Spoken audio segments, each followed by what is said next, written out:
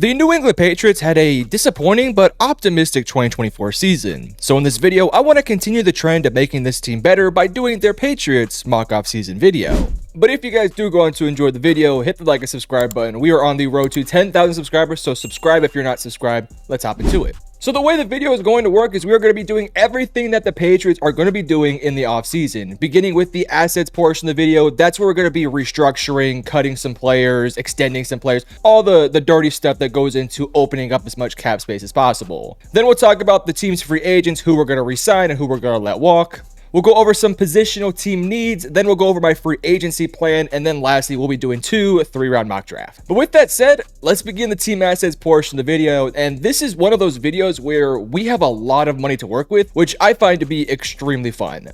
I did a Dallas Cowboys one recently, and they had negative $200,000 in cap space, whereas this Patriots team has a total of $120 million to work with. Now, yes, you got to re-sign some players and extend a couple players here and there as well, but ultimately, we have $120 million to work with, so we can get some really good top-end free agents. So in this video, I think we have a good one. We are going to go ahead and extend a couple players, though, to go ahead and give us some much needed depth options for the future. I think a lot of these players are pretty good players. We're going to begin by bringing back Cole Strange on a 3-year, $12 million deal. By giving him an extension, it's going to also give us an extra $1 million to work with in 2025. Cole Strange is an interesting player because with where he was drafted, he was always going to be heavily scrutinized for the pick because he was I want to say a first-round pick who was very shocking to be drafted that high. He's been okay ever since joining the NFL. I would never say he's been a great player or even a good player for the most part, but he's been fine, and I do think he is starting to play his best football. So obviously, I don't think you're going to give up on him quite yet. I think he is capable enough of being a starter on this offensive line, especially because this offensive line isn't very good. The next player we're going to bring back is Marcus Jones on a 3-year, $20 million extension. That will actually not open up any sort of money. I think it opens up like $200,000, so it does bring back some money, but not a ton of money. Marcus Jones typically plays in the nickel, but I do love this player a lot. He's somebody who I think is a very high-level player at an 88.2 run defense grade with a coverage grade of 67.1. This is a cornerback room that doesn't have much depth and doesn't have too many great players, obviously outside of Christian Gonzalez. But by bringing back a guy like Marcus Jones, I do think you're bringing in a high-level, capable enough starter who can play at nickel for the next foreseeable years. Then I'm going to be bringing back a swing tackle. I know he played a lot of snaps this year, but ideally he's not going to be a starter anytime in the future. But I'm going to be bringing back Vidarian Lowe on a 2-year, $6 million deal. By bringing him back, that brings us approximately an extra $2 million. I added the total of Marcus Jones into the Vidarian Lowe one, so we get about $2 million from both those players. Again, Lowe did play a lot of snaps this year, but ideally, I don't really want him to be a starter. I really would prefer for him to be sort of a rotational swing tackle, and that's kind of what I see his role being. Now, when it comes to restructuring some deals, I didn't really feel like we had to do too much because we already had $120 million to work with, so I didn't restructure any deals, as well as I didn't cut any players because there wasn't really any cut options available. The only one that was a thought process for me was potentially Kendrick Bourne, but I didn't bring him back because Kendrick Bourne seems to be a really good culture fit that I think this team should probably try to go for moving forward. I do think Kendrick Bourne maybe next year could potentially be cut depending on his contract situation, but ultimately I decided to bring him back because I didn't really feel like it was that necessary to cut him just to get an additional $6 million. I thought that was kind of cheap. So after all those extensions, we end up now with $123 million. Let's now hop into the team free agent section. Now, the good news for the New England Patriots is they really don't have too many high-level starters who are on free agency. Like, there's not a Christian Barmore or a Christian Gonzalez or anybody like that. For the most part, they have a lot of those guys already locked up for the next couple of years. But they do have some guys who I would like to bring back. Some of the big-name guys that I think they should at least consider bringing back are guys like Jonathan Jones, Jacoby Brissett, Deatrick Wise, Chukwuma Okorafor, Austin Hooper, Daniel Okwele, Jalen Hawkins, Joey Sly, Christian Ellis, Ben Brown, Jeremiah Farms, Demontre Jacobs, Alex Austin, and a couple other players in there as well. Now, a lot of these guys are rotational depth options or just, quality bench pieces. So I do want to bring back a number of them. We're going to begin by bringing back Jonathan Jones on a 1-year, $7 million deal. Again, kind of going back to what I said earlier about Marcus Jones, this is a cornerback room that just isn't very deep and very good. So by bringing back a guy like Marcus Jones, you're getting a capable enough starter who can play alongside what you already have in Christian Gonzalez. Ideally, I do want to upgrade that position, but I don't want to create more holes on the roster by not re-signing certain players. So I wanted to bring him back just to make sure that we do have a cornerback 2 locked up in case we can't find one in free agency or in the draft. Next, I want to bring back Deatrice Weiss. I hope I said that right. I've been trying to say that name for the past 5 minutes.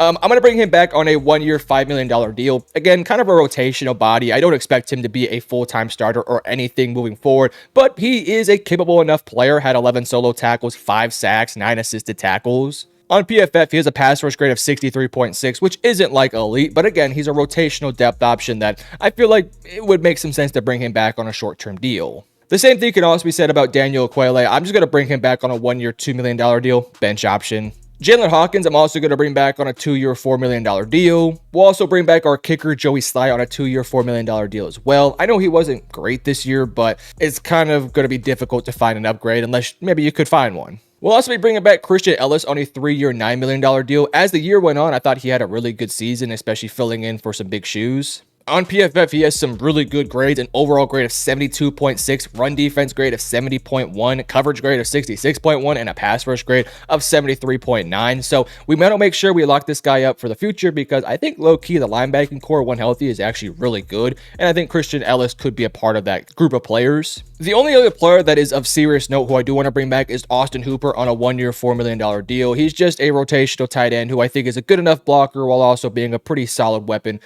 for Drake May to use. I also re-signed a couple other players who are just backup players, so I'll throw them up on screen, but you guys can read them. I'm not going to go into too much detail about a lot of these guys. Most of them are just depth options, special teams players, and so on and so forth. So after we brought back a number of players, we went from $123 million now down to $89 million, which is still plenty of money to work with and still plenty to go crazy in free agency.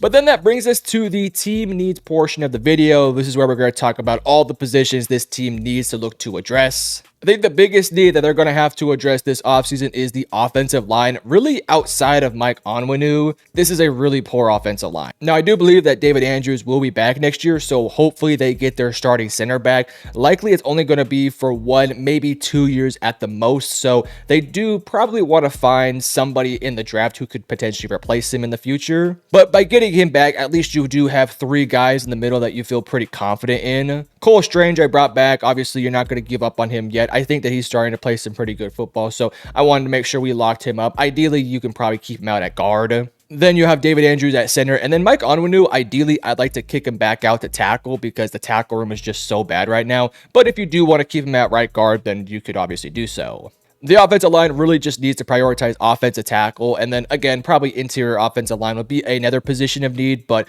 focusing on tackle has to be the priority. Next is wide receiver. I think you have to give Drake May a wide receiver 1. There are some good players here, like Kayshon Boutte has been pretty good this year. Demario Douglas, I like a lot. And then, of course, Kendrick Bourne and Jalen Polk, who Jalen Polk didn't really do much in his rookie year, kind of looked pretty disappointing, but hopefully can have a better 2025 season. I would like to see him get maybe a bit more of a role on this team if he shows flashes during the offseason. You also have Javon Baker, who they took last year, who was really hyped up by a lot of people, but to my knowledge, he wasn't too much a part of this offense, so we'll have to wait and see if maybe he can build a rollout for himself this offseason too. Then is the edge rushing room. I feel like this team has really good depth, but no high-level starters right now. Right now, they got guys like Keon White, Deatrice Wise, Jeremiah Farms, so on and so forth. A bunch of these guys can get you 5 to 6 sacks, but nobody who is like a 10 sack per season type of guy. So ideally, you could find that guy in this year's draft or in free agency to just give you somebody who is an elite pass rusher. The next position is cornerback. Again, I talked about it a bit earlier. This team just really needs depth and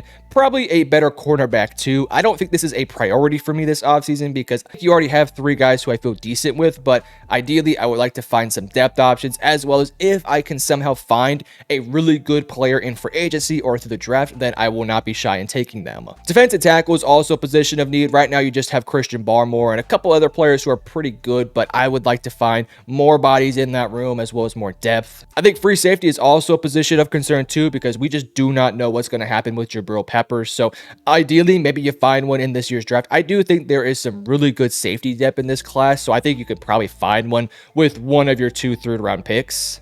And then lastly, I think running back could also be a position of upgrade. Right now, you have Ramondre Stevenson, but I just don't think that is that good of an option right now. He's been fine, but does have some issues fumbling the football, and I just don't think he has the upside of being a top 10 running back. And I think that we can learn something from this year and see guys like Derrick Henry, Saquon Barkley, and just truly understand the importance of having a really good running back. I just don't think Ramondre Stevenson is the type of running back that can seriously get this team from point A to point B. So if there is a running back in what is a very loaded running back class, I would at least potentially consider taking one.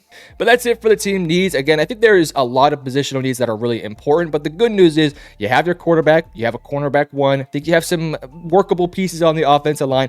It's really about finding the top end talent right now because I think this team has good depth. It just needs the Pro Bowlers, the All-Pro type of guys.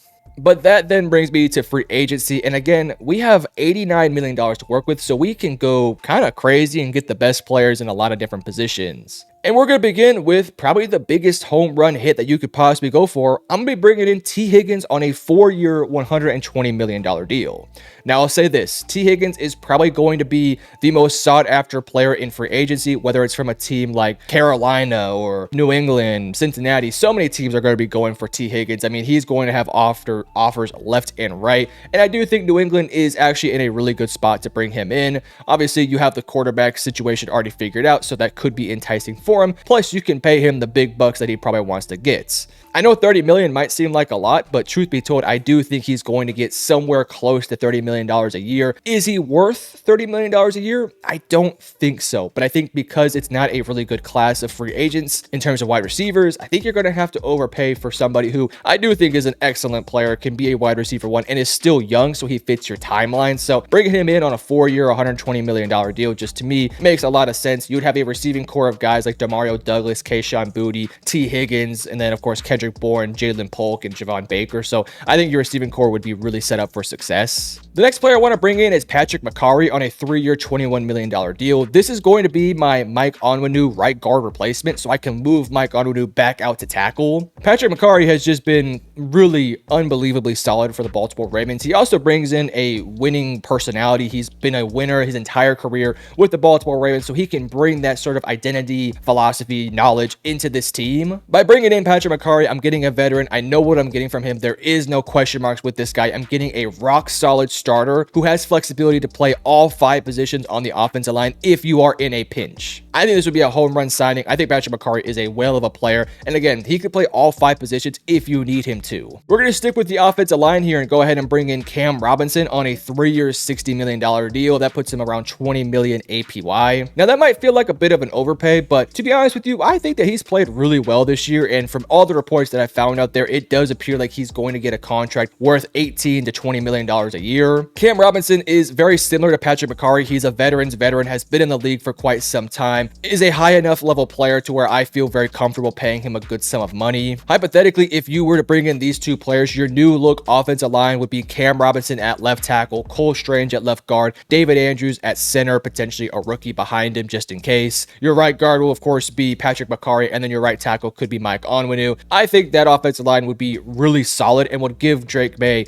a actual formidable offensive line that could actually protect him. Via PFF, Cam Robinson had an overall grade of 64.7, but the part that I care the most about is his pass blocking grade of 70.4. I also think that his time with Minnesota was probably the best time that he had last year. I think before that was having an okay season, but with the Vikings had a really good end to his year. Unfortunately, some injuries did kind of hurt him here and there, but I really do think he's a high level starter who could be a great player for this Patriots team. Plus, it makes it to where your offensive line is kind of complete. Obviously, you want to find somebody in the draft, but I don't think there is the pressure to take one now in the first round. Now you can focus that first round pick on potentially an edge rusher or potentially a wide receiver or defensive tackle or something along those lines. So those concerns are now kind of alleviated. But after that, I wanted to focus now on the defensive side of things and primarily focus in on the defensive line. The first thing I wanted to do was bring in some depth in the interior defensive line and ideally find somebody who is a good run stuffer while also being an excellent pass rusher. And that brought me to Milton Williams on a 3-year, $42 million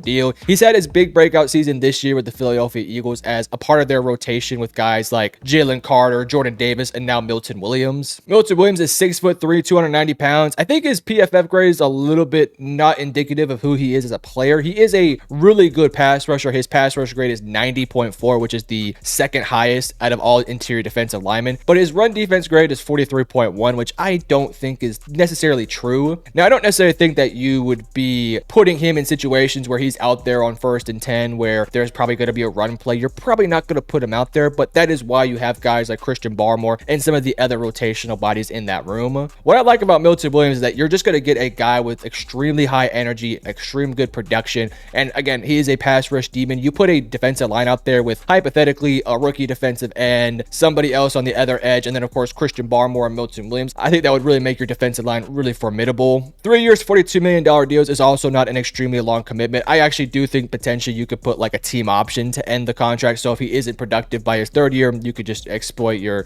team option out there. But by the time Drake May does get paid, his contract will be off the books, so you don't have to be too worried about that. Lastly, I wanted to find a veteran in the edge rushing room, but unfortunately, I just didn't love most of the names out there. There were some guys like Khalil Mack, DeMarcus Lawrence, and a few like Joshua Sweat, but I just wasn't in love with most of those names. Khalil Mack was the most interesting one, but I just think he might be a little bit too expensive for my liking. And I like DeMarcus Lawrence, but I don't think he's going to go to New England. I think he's either going to stay with the Cowboys or probably just retire. I like Joshua Sweat too, but I just think he's going to get extremely overpaid, and I'm not really looking to overpay for Josh Sweat, especially because I don't think Josh Sweat is a 15 sack a season type of guy, so I didn't really feel like it was that necessary to bring him back. So ultimately, I came around to a player who actually was on the Patriots a few years ago, but recently got traded by them, but had a bit of a down year last year, but I think could potentially come back to New England and provide some veteran leadership and be a guy that a lot of people like. And so I brought back Matthew Judon. I know it didn't really end pretty here, but for the most part, I feel like New England really respects the guy, and I think he had his best years in his NFL career with the Patriots organization. So I do think bringing him in, you can bring him in on a short 1 year, $5 to $6 million deal. Again, last year for the Falcons, he was not very good. He did end the season off pretty good, but early on, it was not very good at all. But again, I just wanted to find somebody who I feel like is a decent pass rusher while also provide some veteran leadership and can be a part of a rotation of guys while we look to find that true alpha #1 guy in this year's draft. So again, after all of that, we went from spending $89 million all the way down to $13 million. Again, to recap all the deals, we brought in T. Higgins on a $30 million a year contract. We brought in Patrick McCarry on a $7 million a year contract. We brought in Cam Robinson for around $20 million a year. We also brought in Milton Williams on a 3-year deal worth $42 million, $14 a year. And last, we brought back Matthew Judon on a short 1 year, $5 million deal. With that all said, let's now hop into the PFF mock draft. But as you can see, we are on the PFF mock draft simulator, and obviously Travis Hunter goes 1, Shedeur Sanders 2, and Cam Ward 3. Now, before we actually hop into my pick, I just want to say this. I think there are 3 players that I would feel very comfortable taking here if I was the New England Patriots, and those 3 players are Travis Hunter, Abdul Carter, and Mason Graham. So ideally, you would have your choose of who you could get. In this situation, I get to choose between Abdul Carter and Mason Graham. But in a hypothetical situation on draft night, if one of those guys is available, I think you take the guy. But obviously, if you take Travis Hunter, you're getting somebody who can play both receiver and corner. If you take Abdul Carter, you are finding that true edge #1. And if you're getting Mason Graham, you're building probably the best interior defensive line in the NFL with Mason Graham, Christian Barmore, and Milton Williams. But in this situation, I think the edge rushing room is just a little bit too important. So we're going to go ahead and take Abdul Carter. This would be a home run hit. He is arguably the best player in this year's draft. Elite bend, elite athleticism, extremely crafty while also being extremely raw. This is somebody who's going to come in the league, probably get 8 to 10 sacks his rookie year, and then is just going to explode in his sophomore and junior year in the NFL. I mean, he is going to be somebody who just blossoms into an NFL superstar. You put him in a room full of veterans with guys like Keon White, Deatrick Wise, and of course the guy we brought in Matthew Judon. You're going to get a dude who's going to get the best of the best, and I think this Patriots team would have so much fun with Abdul Carter. A little bit undersized for like a run stuffer, but he's going to be a primary pass rusher. Micah Parsons,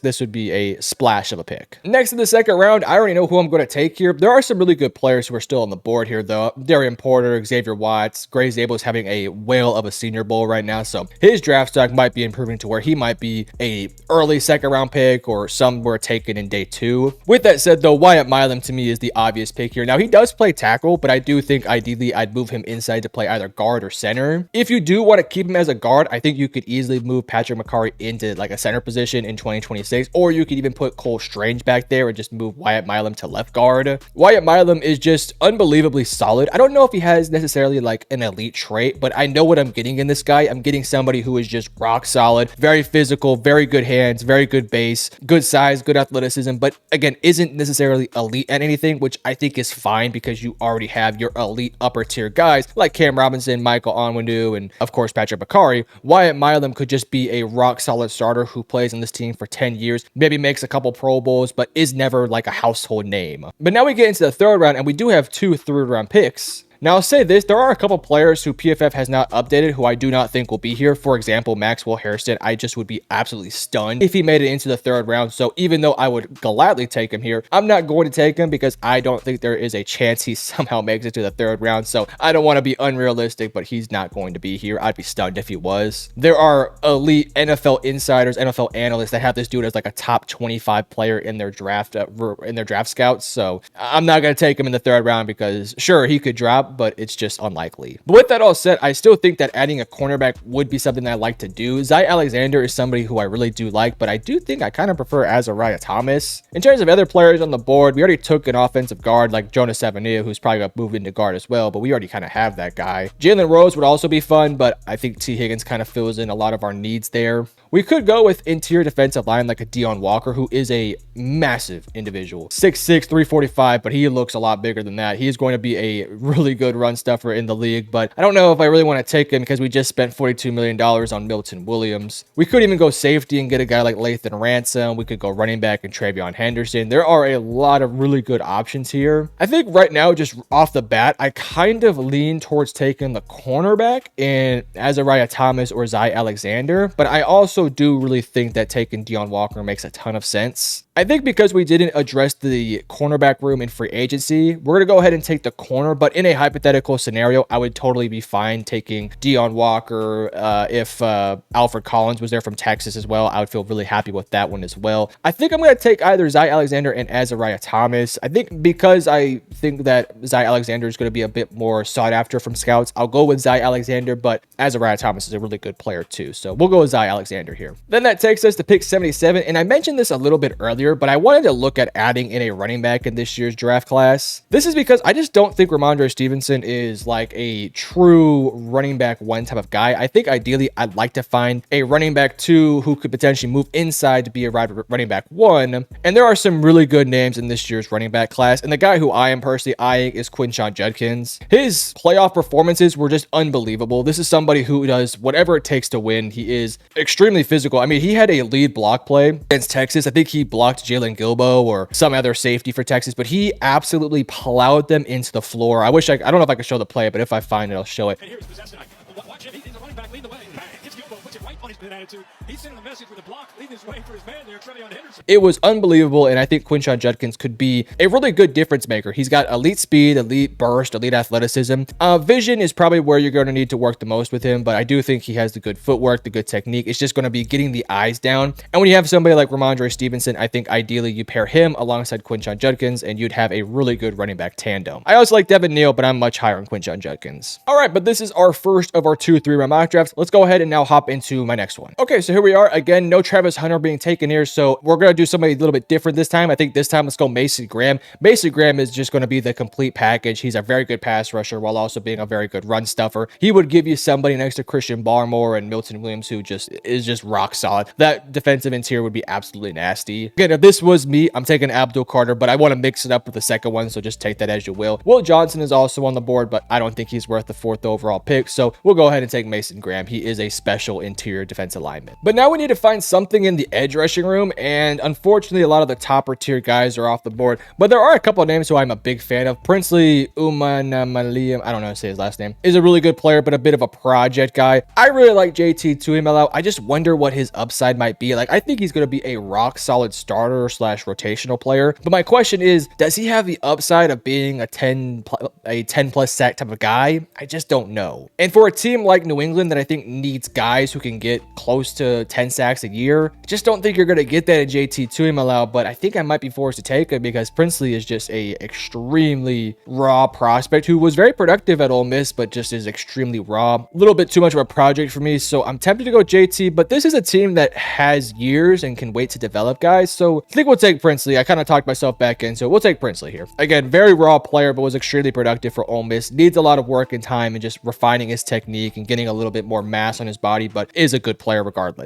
Next, I think we might need to look here at potentially adding something in the secondary. Again, we brought in already a pass rusher in Princely. We already brought in a defensive interior in Mason Graham, so the defensive line is not necessarily a priority, but what I will say is potentially adding a free safety is definitely in the books here. Now, similar to Maxwell Hairston, Nick Emanwari, I don't think is going to be here in the third round, so I think that he's arguably a top 50 prospect, and I think that scouts will agree with me, so I'm just going to pretend he's not on the board here. I think PFF is really tripping with the 85 rank. I don't know if when they're going to update it, but yeah, I mean, Nick Emanwari is not going to go this late. I'd be shocked if he was available, so we're going to be looking at guys like Kevin Winston Jr., Lathan Ransom, and Andrew Makuba. Of the three guys here, I really do like Andrew Makuba. The only question with him is he's a little bit undersized, and I just don't know what his speed looks like. I don't know if he's going to run a 4.4 or a 4.5. I kind of feel like Lathan Ransom might be the guy I end up going with here, but I will say I love Andrew Makuba. He's probably somebody who I would be fine taking here, but we're going to go ahead and take Lathan Ransom. He could play inside the box while also playing deep. Because we have question marks with Jabril Peppers, I think you have to look to address that position, and I think by getting somebody like Lathan Ransom who has the experience of winning at the highest level while also playing multiple positions, while also playing at an extremely high level, we'll take Lathan Ransom here. And then similar to what I talked about last time with the running back room, I think there needs to be some additions here, but unfortunately the guy who I was looking to get is not on the board. That was Travion Henderson. He's somebody who I think is probably not going to be here in the third round, but if he were to fall somehow, I think he'd be a home run hit for this Patriots team. You could have made the argument that I probably should have potentially taken him here at 69. Probably my bad. Whoops. Anywho, pick 77 is here. We're going to go ahead and look at something else then. I'm looking at potentially adding something to the offensive line because we don't have that guy right now. And Donovan Jackson is staring me right in the face, and I would be really excited for Donovan Jackson. He plays tackle. He could play guard. I know at Ohio State, he was asked to do almost everything for that offensive line. I think his ranking of 94 is a little bit ingenuous of who he is as a player. Again, this was somebody who was just rock solid for Ohio State, was probably the only reason why that offensive line was decent to end the year off, because Donovan Jackson just held it down. He could play guard, he could play tackle. I just think that you got to go ahead and give this guy respect. Again, look, started out as the left guard, 827 snaps in 2022, 825 in 2023. 2024, never played tackle, but was forced to play over 500 snaps at tackle and held his own. Now, yes, he got bullied by Abdul Carter, but again, you're not moving him outside to play tackle because you have those positions filled. Donovan Jackson would be somebody who you can put in at left guard and move Cole Strange into center in 2026. So we're going to go ahead and take Donovan Jackson here. And then I think if we were to hypothetically talk about a fourth round pick, that's probably when you're taking a corner or potentially a running back. But here we go. This is my second of our 2 3-round mock drafts. But you guys let me know in the comment section below, do you agree or disagree with everything I did in this video? What would you change and what did you think was a good move? But if you enjoyed the video, hit the like and subscribe button. Love you guys. Peace.